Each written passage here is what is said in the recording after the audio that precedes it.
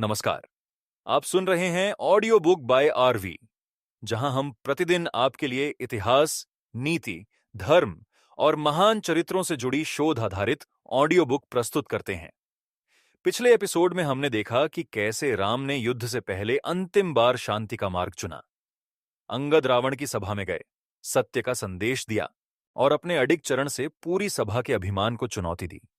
रावण ने अवसर ठुकरा दिया। विभीषण ने अधर्म का साथ छोड़कर राम की शरण ली।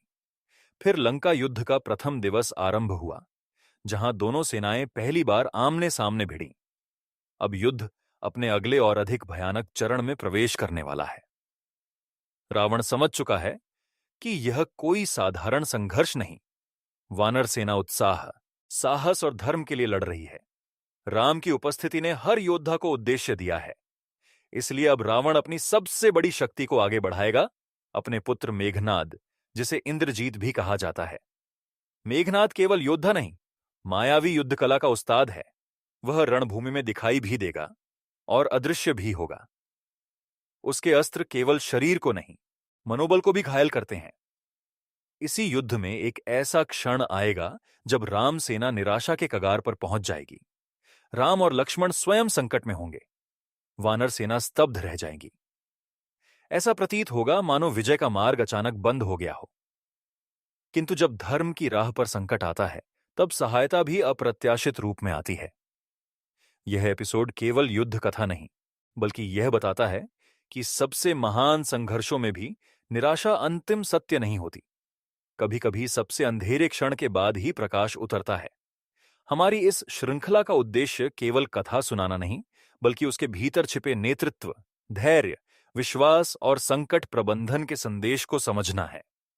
तो आइए आज के इस रोमांचकारी अध्याय में जानें, कैसे मेघनाद ने रणभूमि को भय से भर दिया, कैसे रामसेना बंधनों में जकड़ दी गई और कैसे आशा ने फिर एक बार जीवन पाया। और अब आरंभ करते हैं इस श्रृंखला का 11वां अध्याय, मेघनाद का प्रहार, नागपाश और रामसेना का संकट। अध्याय 1, रावण की चिंता और मेघनाद का रणप्रवेश। लंका युद्ध के प्रथम दिवस के बाद रात्रि उतर चुकी थी। दोनों पक्ष अपने अपने शिविरों में लौट चुके थे। रणभूमि पर धूल बैठ चुकी थी, पर वातावरण में अभी भी संघर्ष की गूंज शेष थी। घायल सैनिकों की कराह, उपचार की भागदौड़ और अगले दिन की तैयारी दोनों सेनाओं में चल रही थी। राम के शिविर में अनुशासन और धैर्य था। दिन भर के युद्ध के बाद भी सेना का मनोबल ऊंचा था। वानर योद्धाओं ने देखा था कि राक्षस सेना शक्तिशाली अवश्य है, पर अजेय नहीं। सुग्रीव रणनीति पर चर्चा कर रहे थे। जांबवान घायल योद्धाओं को संभाल रहे थे। हनुमान प्रत्येक दल में जाकर उत्साह बढ़ा रहे थे। लक्ष्मण सजग थे और राम शांत भाव से सब देख रहे थे। उधर लंका महल में स्थिति भिन्न थी। रावण अपने राजसभागृह में बैठा था, पर आज उसके चेहरे पर वही गर्व नहीं था जो पहले दिखाई देता था। उसे पहली बार अनुभव हुआ कि सामने खड़ी सेना केवल वनवासियों का समूह नहीं है। उसने सोचा था कि वानर सेना बिखर जाएगी, पर वे और अधिक साहस से लड़े। उसके सेनानायक एक एक कर युद्ध का समाचार दे रहे थे। कई मोर्चों पर हानि हुई थी। कुछ प्रमुख योद्धा घायल थे। वानर सेना की असामान्य युद्ध शैली ने राक्षसों को विचलित कर दिया था। रावण क्रोधित भी था और चिंतित भी। क्रोध इसलिए कि उसका अभिमान आहत हुआ था। चिंता इसलिए कि युद्ध उसकी अपेक्षा से कठिन सिद्ध हो रहा था। तभी सभा में प्रवेश हुआ उसके पुत्र मेघनाद का। मेघनाद, जिसे इंद्रजीत कहा जाता था, लंका के सबसे प्रबल योद्धाओं में गिना जाता था। उसने देवताओं तक को पराजित किया था। वह केवल बलवान नहीं, मायावी युद्ध कला, अस्त्र विद्या और रणनीति में भी अद्वितीय था। उसका आगमन होते ही सभा में आत्मविश्वास लौटता हुआ प्रतीत हुआ। मेघनाद ने पिता को प्रणाम किया और कहा, आप चिंता न करें, कल मैं स्वयं रणभूमि में उतरूंगा। जिन वनवासियों ने लंका को चुनौती दी है, वे मेरे अस्त्रों का सामना नहीं कर पाएंगे। रावण के चेहरे पर हल्की मुस्कान आई। उसने कहा, आज मुझे उसी शक्ति की आवश्यकता है जिसके कारण तुम्हें इंद्रजीत कहा गया। मेघनाद ने उत्तर दिया, कल लंका भय नहीं, विजय का स्वर सुनेगी। किंतु उसके शब्दों में केवल उत्साह नहीं था, अहंकार भी था। उधर राम शिविर में विभीषण ने चेतावनी दी। उन्होंने कहा कि रावण के कई योद्धा अभी तक पूर्ण शक्ति से नहीं लड़े हैं। विशेष रूप से मेघनाद अत्यंत खतरनाक है। वह सीधा युद्ध कम करता है, भ्रम और अदृश्य आक्रमण अधिक करता है। लक्ष्मण ने पूछा, क्या वह इतना प्रबल है? विभीषण ने उत्तर दिया, वह साहसी है, पर उससे भी अधिक चतुर। वह युद्ध भूमि को अपने पक्ष में मोड़ना जानता है। राम शांत रहे। उन्होंने कहा, जो भी आएगा धर्म के सम्मुख टिक नहीं सकेगा, पर सावधानी आवश्यक है। प्रभात हुआ। दूसरे दिन की रणभेरी बजी। लंका के द्वार खुले और राक्षस सेना फिर मैदान में उतरी। आज उनके गठन में अधिक अनुशासन था। उनके मध्य विशेष उत्साह दिखाई दे रहा था, मानो उन्हें किसी बड़े सहारे का विश्वास हो। कुछ ही देर में आकाश में तेज गर्जना सुनाई दी। स्वर्णमय रथ पर आरूढ़ मेघनाद रणभूमि में उतरा। उसके रथ के घोड़े तीव्र गति से दौड़ रहे थे। उसके हाथों में धनुष चमक रहा था। वानर सेना ने पहली बार उसे देखा। उसका व्यक्तित्व प्रभावशाली था। उसकी उपस्थिति मात्र से राक्षस सेना का मनोबल बढ़ गया। मेघनाद ने आते ही बाणों की तीव्र वर्षा प्रारंभ कर दी। उसके बाण साधारण नहीं थे। वे गति, दिशा और संख्या में इतने तीव्र थे कि वानर सेना क्षण भर के लिए संभल न सकी। कई योद्धा घायल हुए, कई दल पीछे हटे। हनुमान तुरंत अग्रिम पंक्ति में पहुंचे। उन्होंने विशाल शिला उठाकर उसके रथ की ओर फेंकी। मेघनाद ने उसे बाणों से तोड़ दिया। अंगद ने छलांग लगाकर निकट पहुंचने का प्रयास किया, पर मेघनाद ने दिशा बदलकर दूरी बना ली। वह सीधे संघर्ष से बचते हुए ऊपर से वार कर रहा था। यही उसकी शक्ति थी। वह रणभूमि को अपनी शर्तों पर लड़ता था। लक्ष्मण ने उसके बाणों का उत्तर देना प्रारंभ किया। दोनों ओर से तीव्र अस्त्र चले। कुछ क्षणों के लिए ऐसा लगा कि आकाश ही युद्ध भूमि बन गया है। राम स्थिति देख रहे थे। उन्होंने समझ लिया कि यह साधारण योद्धा नहीं है। मेघनाद ने अचानक धुएं और मायावी आवरण का उपयोग किया। उसके रथ के चारों ओर भ्रम फैल गया। वानर सेना को समझना कठिन हो गया कि वह कहां है। कभी वह दाईं ओर से बाण चलाता, कभी बाईं ओर से, कभी ऊपर दिखाई देता, कभी अदृश्य हो जाता। इससे सेना में अस्थिरता फैलने लगी। जांबवान ने सैनिकों को संयम रखने को कहा। हनुमान ने दलों को समेटा। पर मेघनाद का उद्देश्य ही यही था, पहले व्यवस्था तोड़ो, फिर मनोबल गिराओ। रावण महल से यह समाचार सुनकर प्रसन्न हुआ। उसे लगा कि अब युद्ध उसकी ओर मुड़ रहा है। उधर राम ने लक्ष्मण से कहा, धैर्य रखो। जो भ्रम फैलाता है वह सत्य से दूर होता है। परंतु यह तो केवल आरंभ था। मेघनाद अब भी अपने सबसे घातक अस्त्रों का उपयोग नहीं कर रहा था। रणभूमि पर भय की छाया उतरने लगी थी और आने वाला क्षण राम सेना को सबसे बड़े संकट में डालने वाला था। अध्याय 2। मेघनाद की माया। राम लक्ष्मण पर प्रहार और सेना में भय। रणभूमि पर मेघनाद का प्रभाव स्पष्ट दिखाई देने लगा था। उसका युद्ध केवल शस्त्रों का नहीं, मनोविज्ञान का भी था। वह जानता था कि यदि शत्रु की व्यवस्था और आत्मविश्वास तोड़ दिया जाए तो विजय का मार्ग सरल हो जाता है। वानर सेना बलवान थी, साहसी थी, पर मायावी युद्ध से परिचित नहीं थी। वे सामने खड़े शत्रु से लड़ना जानते थे, पर ऐसे शत्रु से नहीं जो कभी दिखाई दे, कभी अदृश्य हो जाए। मेघनाद ने इसी कमजोरी को लक्ष्य बनाया। उसने घने धुएं, भ्रमकारी प्रकाश और तीव्र गति से रणभूमि को ढक दिया। कुछ योद्धाओं को लगा कि शत्रु दाईं ओर है, कुछ को बाईं ओर। कोई आकाश की ओर देख रहा था, कोई धरती पर खोज रहा था। इस भ्रम के बीच बाण लगातार बरस रहे थे। वानर योद्धा घायल होने लगे। कुछ क्रोध में दिशा भूलकर दौड़े, कुछ साथियों को बचाने लगे। युद्ध की एकता टूटने लगी। हनुमान ऊंची छलांग लगाकर आकाश में पहुंचे ताकि मेघनाद का स्थान जान सकें, पर वह एक क्षण दिखाई देता और अगले ही क्षण दृष्टि से ओझल हो जाता। हनुमान ने कई बार शिलाएं फेंकी, पर वे केवल धुएं और छाया को चीरती रहीं। अंगद ने अपने दल को संगठित रखा।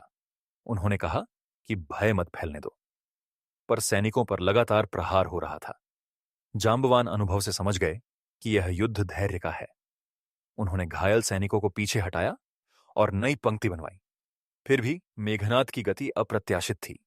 उधर राक्षस सेना उत्साह से गर्जना कर रही थी। उन्हें लग रहा था कि उनका राजकुमार अकेले ही युद्ध का रुख बदल देगा। लक्ष्मण अब और प्रतीक्षा नहीं करना चाहते थे। उन्होंने मेघनाद को ललकारा, यदि वीर हो तो सामने आकर युद्ध करो। क्षण भर के लिए धुआं छाटा। मेघनाद प्रकट हुआ। उसने उपहास करते हुए कहा, वीरता मूर्खता नहीं होती। जो शत्रु को उसकी कमजोरी पर मारे वही बुद्धिमान योद्धा है। इतना कहकर उसने तीव्र बाणों की वर्षा फिर आरंभ कर दी। लक्ष्मण ने प्रत्युत्तर में अग्नि समान वेग से बाण छोड़े। कुछ क्षणों तक दोनों ओर से अस्त्रों की चमक ने आकाश को भर दिया। रणभूमि रुक सी गई। सबकी दृष्टि उसी द्वंद्व पर टिक गई। राम लक्ष्मण को देख रहे थे। उन्हें अपने भाई की क्षमता पर पूर्ण विश्वास था, पर वे यह भी जानते थे कि मेघनाद छल और माया से पीछे नहीं हटेगा। तभी मेघनाद ने दिशा बदली। उसने सीधा लक्ष्मण पर वार न कर राम की ओर तीव्र बाण चलाए। यह ध्यान भंग करने की चाल थी। राम ने सहजता से उन बाणों को काट दिया, पर उसी क्षण मेघनाद फिर अदृश्य हो गया। अब वह ऊंचाई से दोनों भाइयों को लक्ष्य कर रहा था। कई बाण राम और लक्ष्मण तक पहुंचे। दोनों घायल तो नहीं हुए, पर स्पष्ट था कि मेघनाद अब उन्हें मुख्य लक्ष्य बना चुका है। वानर सेना में बेचैनी बढ़ी। यदि राम और लक्ष्मण पर संकट आया तो सेना का मनोबल टूट सकता था। हनुमान तत्काल उनके निकट पहुंचे। उन्होंने अनेक बाण अपने शरीर पर झेले ताकि प्रहार कम हो सके। उनका यह साहस देखकर वानर सेना में फिर कुछ उत्साह लौटा, पर मेघनाद अभी भी खेल रहा था। वह शत्रु को थकाना चाहता था। उसने फिर घना अंधकार फैलाया। दोपहर का समय होते हुए भी रणभूमि सांझ जैसी लगने लगी। सैनिकों को अपने साथी पहचानने में कठिनाई होने लगी। कुछ वानर दल आपस में ही टकरा गए। कुछ ने गलत दिशा में आक्रमण कर दिया। राक्षस सेना ने इस अवसर का लाभ उठाया। राम ने शांत स्वर में कहा, धैर्य रखो। माया जितनी तीव्र होती है उतनी स्थायी नहीं होती। यह सुनकर कई योद्धाओं को संयम मिला। लक्ष्मण ने पुनः आकाश की ओर तीव्र अस्त्र छोड़े। इस बार मेघनाद का रथ कुछ क्षणों के लिए स्पष्ट दिखाई दिया। वह ऊंचाई से हंस रहा था।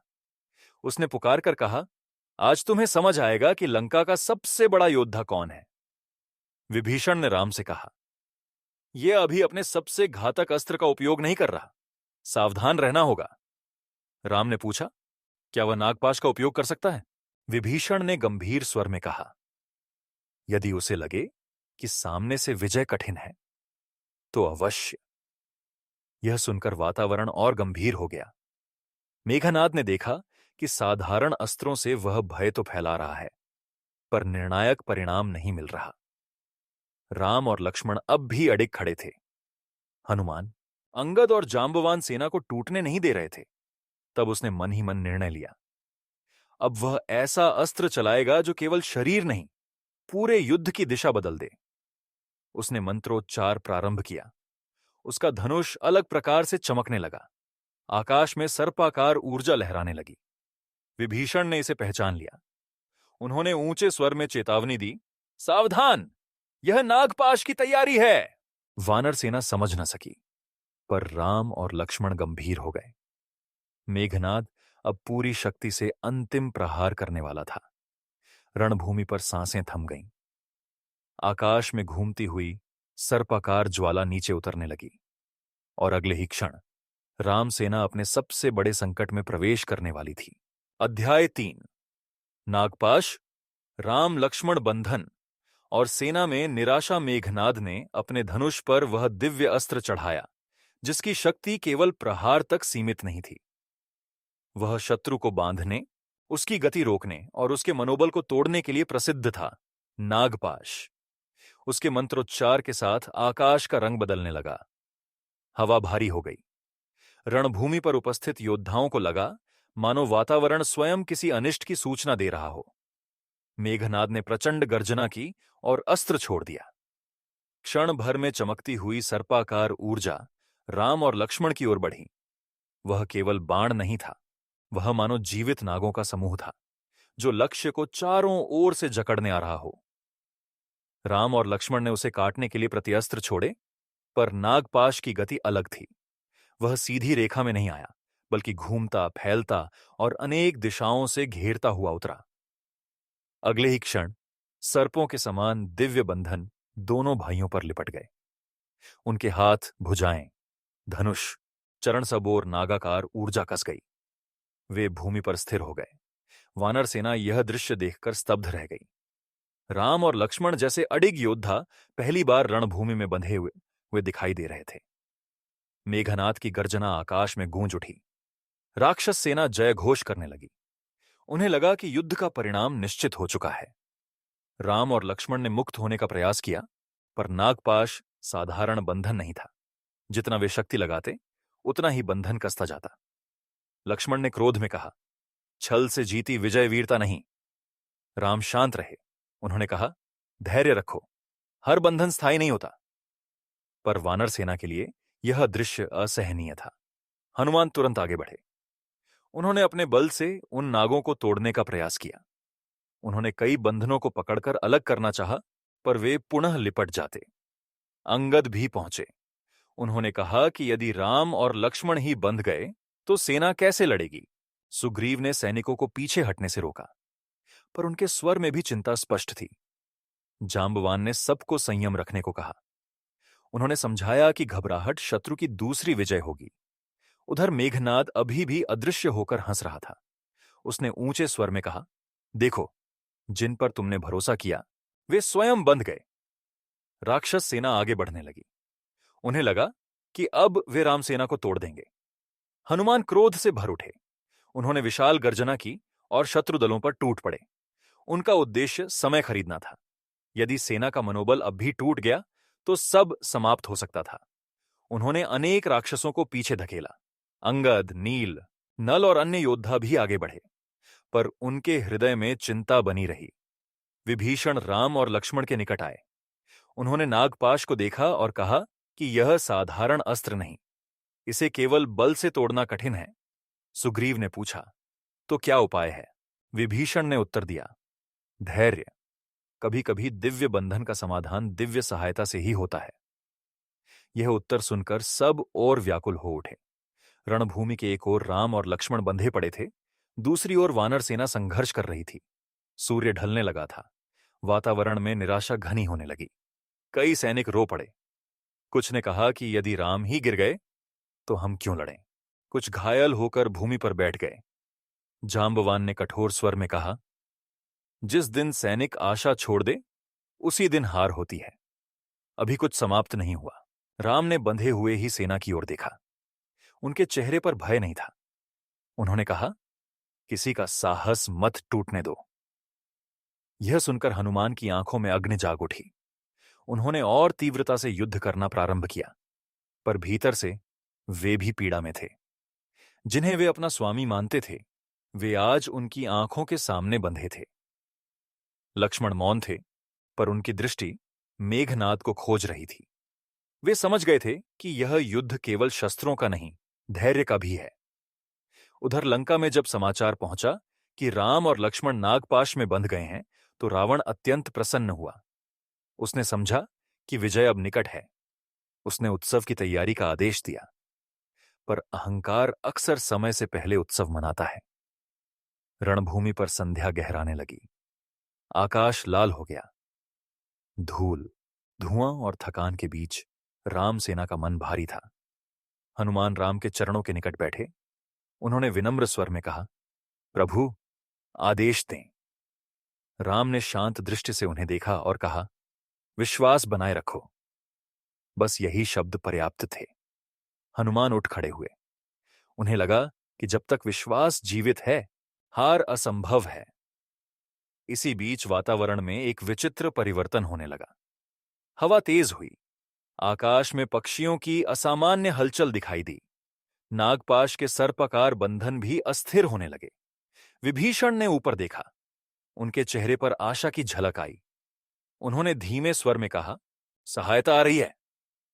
सबकी दृष्टि आकाश की ओर उठी, और अगले ही क्षण एक दिव्य शक्ति के आगमन से युद्ध का पूरा दृश्य बदलने वाला था।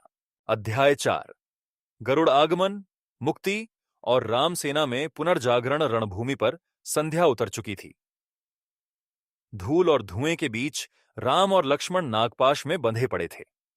वानर सेना के चेहरों पर थकान, चिंता और अविश्वास मिश्रित भाव थे। कुछ समय पहले तक जो सेना उत्साह से भरी थी, अब मौन खड़ी थी। राक्षस सेना दूर से जयघोष कर रही थी। उन्हें विश्वास था कि यह विजय की शुरुआत है, पर प्रकृति का स्वर बदलने लगा। अचानक वायु तीव्र हो उठी, समुद्र की लहरें उग्र होने लगीं, वृक्षों की शाखाएं झुकने लगीं, आकाश में पक्षियों का असामान्य चक्र दिखाई देने लगा। वातावरण में एक दिव्य कंपन फैल गया। वानर सेना ने ऊपर देखा। किसी महान शक्ति के आगमन का संकेत स्पष्ट था। क्षण भर बाद आकाश से तेजस्वी प्रकाश उतरा। विशाल पंखों की ध्वनि रणभूमि पर गूंज उठी। वह थे गरुड़ विष्णु के वाहन, सर्पों के शत्रु और दिव्य तेज के प्रतीक। उनके आते ही नागपाश के सर्पाकार बंधन कांपने लगे। जो नाग कुछ क्षण पहले कठोर और अडिग थे, वे भयभीत होकर छटपटाने लगे। कुछ बंधन स्वयं ढीले पड़ गए, कुछ टूटने लगे, कुछ मानो अदृश्य होकर विलीन हो गए।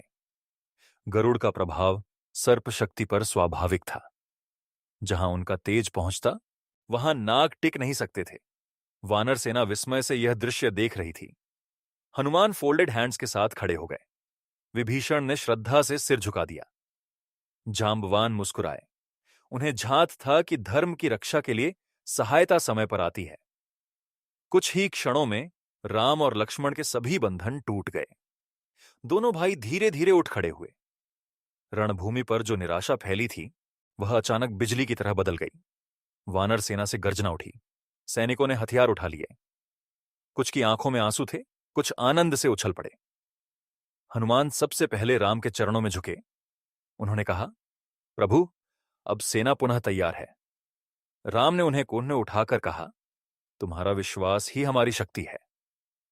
लक्ष्मण भी पूर्ण तेज के साथ खड़े थे। नागपाश ने उन्हें रोका अवश्य था, तोड़ा नहीं था। गरुड़ ने दोनों को आशीर्वाद पूर्ण दृष्टि से देखा। अनेक परंपराओं में यह प्रसंग इस रूप में आता है कि गरुड़ ने केवल बंधन नहीं तोड़े, बल्कि राम और लक्ष्मण की थकान भी दूर की। उनके स्पर्श से नई ऊर्जा जाग उठी। राम ने उन्हें प्रणाम किया। उन्होंने कृतज्ञता व्यक्त की, पर गरुड़ ने संकेत दिया कि यह सहायता धर्म के लिए थी, किसी व्यक्तिगत उपकार के लिए नहीं। यह संदेश अत्यंत गहरा है। जब उद्देश्य व्यक्तिगत नहीं, धर्ममय होता है, तब सहयोग भी व्यापक रूप से मिलता है। गरुड़ के प्रस्थान के बाद रणभूमि का वातावरण पूर्णतः बदल चुका था। उधर राक्षस सेना में भय फैल गया। जिन्होंने अभी कुछ समय पहले विजय का उत्सव मनाया था, वे अब स्तब्ध थे। उन्हें लगा था कि राम और लक्ष्मण समाप्त हो चुके हैं। अब वे पुनः खड़े थे और पहले से अधिक तेजस्वी दिखाई दे रहे थे। लंका महल में जब यह समाचार पहुंचा, रावण क्रोध से भर उठा। उसने पूछा, यह कैसे संभव हुआ? कोई स्पष्ट उत्तर न दे सका। मेघनाद स्वयं भी चकित था। वह जानता था कि नागपाश साधारण अस्त्र नहीं, उसका निष्फल होना उसके अभिमान पर प्रहार था। राम ने सेना को संबोधित किया। उन्होंने कहा, संकट आया था, पर हम टूटे नहीं। यही विजय की पहली शर्त है। इन शब्दों ने वानर सेना में नई ज्वाला भर दी। सुग्रीव ने तुरंत दलों को पुनर्गठित किया। घायल सैनिकों का उपचार हुआ। अगले दिन की रणनीति बनने लगी। जांबवान ने सैनिकों को विश्राम और अनुशासन का आदेश दिया। हनुमान अब और भी दृढ़ थे। उन्होंने कहा कि यदि संकट इतना बड़ा था और फिर भी टल गया, तो आगे भी कोई भय नहीं। विभीषण ने सावधान किया कि युद्ध अभी लंबा है। रावण के पास अभी भी अनेक शक्तिशाली योद्धा हैं, मेघनाद, कुंभकर्ण और स्वयं रावण। राम ने उत्तर दिया, हम शत्रु की शक्ति जानते हैं, पर अपने उद्देश्य को भी जानते हैं। ये वाक्य नेतृत्व का सार है। भय शत्रु की शक्ति से आता है, साहस अपने उद्देश्य से। रात्रि गहराने लगी। दोनों सेनाएं अपने शिविरों में लौटीं, पर आज का अंतर स्पष्ट था। राम सेना ने संकट से लौटकर आत्मविश्वास पाया था। राक्षस सेना ने विजय हाथ से निकलते देख भय पाया था। इस दिन ने सिद्ध कर दिया कि युद्ध में केवल अस्त्र नहीं चलते, विश्वास, धैर्य और समय पर मिली सहायता भी निर्णायक होती है। यह अध्याय हमें सिखाता है कि जीवन के कुछ बंधन बल से नहीं टूटते। उनके लिए सही शक्ति, सही समय और अडिग विश्वास चाहिए। आज नागपाश टूटा था, कल अहंकार टूटेगा और युद्ध अब पहले से भी अधिक भयानक रूप लेने वाला था। और इसी प्रकार संकट का यह चरण समाप्त हुआ, पर महासंघर्ष अब भी शेष था। राम सेना फिर खड़ी हो चुकी थी और लंका का भय अब बढ़ने लगा था। आइए अब तक की इस महान यात्रा पर एक संक्षिप्त दृष्टि डालते हैं। मेघनाद ने अपनी माया, वेग और नागपाश से यह सिद्ध कर दिया कि लंका की शक्ति अब भी समाप्त नहीं हुई है। उसने राम सेना को पहली बार गहरे संकट में डाल दिया। राम और लक्ष्मण बंध गए, सेना का मनोबल डगमगा गया और कुछ क्षणों के लिए ऐसा लगा मानो विजय दूर चली गई हो। किंतु यही वह क्षण था जहां विश्वास ने निराशा को पराजित किया। गरुड़ के आगमन ने केवल बंधन नहीं तोड़े, बल्कि यह भी सिद्ध किया कि धर्म की राह पर संकट अंतिम सत्य नहीं होता। अब रावण समझ चुका है कि सामने खड़ी शक्ति को केवल छल से नहीं हराया जा सकता, और रामसेना समझ चुकी है कि यह युद्ध साधारण नहीं, धैर्य और निरंतर साहस की परीक्षा है। आने वाले चरण में युद्ध और भीषण होगा। रावण अपने अगले महायोद्धाओं को उतारेगा। रणभूमि में क्रोध, प्रतिशोध और महाशक्ति का टकराव दिखाई देगा। अगले एपिसोड में हम जानेंगे कुंभकर्ण का जागरण, उसका प्रलयकारी युद्ध और ढोसोज्जाय, और लंका की नई आशा। यदि आपको यह प्रस्तुति प्रेरणादायक और ज्ञानवर्धक लगी हो तो इस वीडियो को लाइक अवश्य करें और इसे अपने मित्रों तथा परिवारजनों के साथ शेयर करें, ताकि श्री राम की यह महान गाथा अधिक से अधिक लोगों तक पहुंच सके। ऐसी ही शोध आधारित और भावपूर्ण ऑडियो बुक सुनने के लिए हमारे channel audio book by RV को सब्सक्राइब करें और नोटिफिकेशन बेल दबाना न भूलें, ताकि अगला एपिसोड आपसे छूट न जाए। नई कड़ी प्रतिदिन रात 9 बजे प्रकाशित होती है। आपके प्रेम, समर्थन और विश्वास के लिए हृदय से धन्यवाद। धन्यवाद। जय श्री राम।